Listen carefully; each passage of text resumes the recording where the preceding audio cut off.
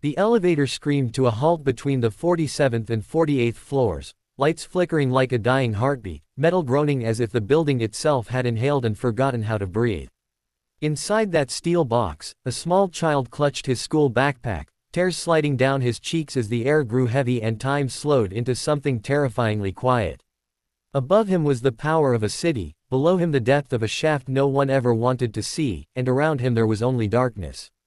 In that moment, while alarms echoed through the luxury building and executives froze in panic, a life balanced on fear, fate, and the courage of someone the world barely noticed. Before we go deeper into this story, take a moment. If you believe that kindness still exists, that second chances can change lives, and that heroes don't always wear suits or titles, please like this video, share it with someone who needs hope, leave a comment, and subscribe to the channel, Lonely Dad's Strong Heart. Your support helps stories like this reach hearts that need them. The building was one of the tallest corporate towers in the city, glass walls reflecting wealth, success, and power. At the top floors worked the CEO, a man whose name moved markets and whose signature decided futures. He was respected, feared, admired. That morning, he had brought his young son to the office for the first time, promising him a quick tour before school. The boy was excited, wide-eyed at the height, the view, the feeling that his father ruled the sky. But excitement turned to terror when the elevator malfunctioned, jerking violently before stopping in the narrow space between floors. The child was alone. His father was in a meeting. Security systems failed. Backup power hesitated. And every second inside that box felt like an hour. While panic spread across executive floors, phones ringing, emergency teams being called, there was chaos wrapped in silence. No one wanted to be responsible. No one wanted to act too fast. The building had protocols, procedures, approvals. Engineers argued, managers blamed systems, and fear crept into every polished hallway.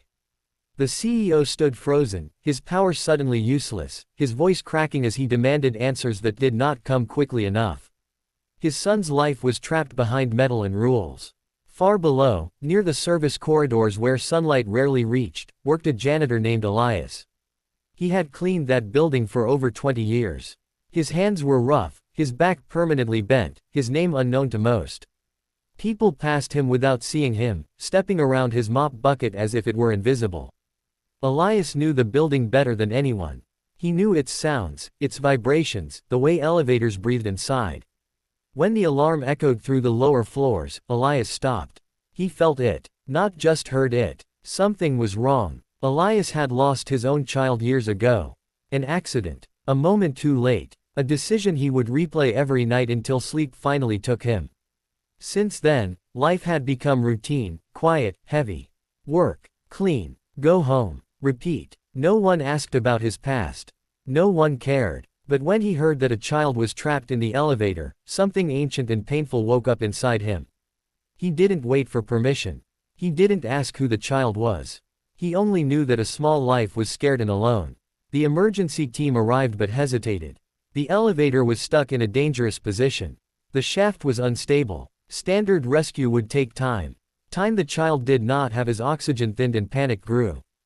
Elias watched from the edge, listening, remembering every maintenance check he had quietly observed over decades. He knew a service ladder inside the shaft, old and rarely used. He knew the risks. One slip meant death. But standing still felt worse. Without ceremony, Elias tied a rope around his waist, checked the rusted ladder, and climbed into the darkness. The shaft swallowed him, cold and narrow, every movement echoing like a warning. His hands shook, not from fear of death, but from the memory of a child he could not save long ago. Sweat mixed with dust as he climbed higher, metal biting into his palms. Above him was the elevator. Below him was nothing. Inside the elevator, the child's breathing had become shallow. Fear had drained his energy. He pressed himself into a corner, whispering prayers he barely understood. The walls felt closer, the air heavier. Then he heard something. A sound that didn't belong to the machine. A slow, steady movement. Hope arrived quietly. Elias reached the elevator, muscles burning, lungs screaming. He forced the emergency hatch open inch by inch. The effort felt endless. Every second was a battle against gravity and age. When the opening finally gave way, light spilled into the box like mercy. Elias secured the rope, reached in, and guided the child with shaking hands and absolute focus. There was no room for mistakes. No second chance. When the child was lifted into his arms, something broke inside Elias and healed at the same time. He held that small body as if it were his own blood, shielding him from fear, from the height, from the truth of how close death had been. Step by step, breath by breath, Elias climbed down, refusing to look into the abyss below.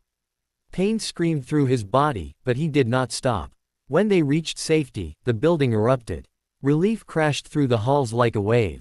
The CEO fell to his knees, holding his son, tears streaming down a face that had never shown weakness in public. He looked at Elias, really looked at him for the first time. Not as staff, not as background, as a man who had done what power and money could not. News spread quickly. Cameras arrived. Headlines praised the hero Janitor. People who had never learned his name now spoke it with awe. Awards were offered. Money was promised. Elias accepted none of it immediately. What he wanted could not be bought. That night, for the first time in years, he slept without the weight of regret crushing his chest. The CEO changed after that day. He changed the building's safety systems, but more importantly, he changed how he saw people. Elias was promoted, not as a symbol, but as a respected voice in safety and operations. His quiet knowledge finally mattered. He was invited to speak, to train, to teach. A man once invisible became essential. But the greatest change was inside Elias. Saving that child did not erase his past, but it softened it. It reminded him that even broken hearts can still protect others. That even unnoticed lives can change destinies. That sometimes, redemption arrives disguised as fear.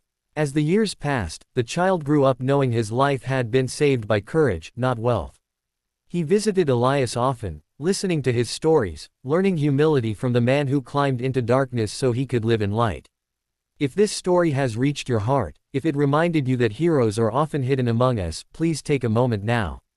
Like this video, share it, and support Lonely Dad's Strong Heart. Your engagement helps stories of quiet bravery travel farther than fear ever could. Before this story ends, I have a special request. Please comment below and tell us, do you believe true heroes are ordinary people in extraordinary moments? Your words matter more than you think. Because somewhere right now, a janitor is walking unnoticed through a hallway, a child is hoping someone will come, and a moment is waiting for courage to arrive. And sometimes, it does.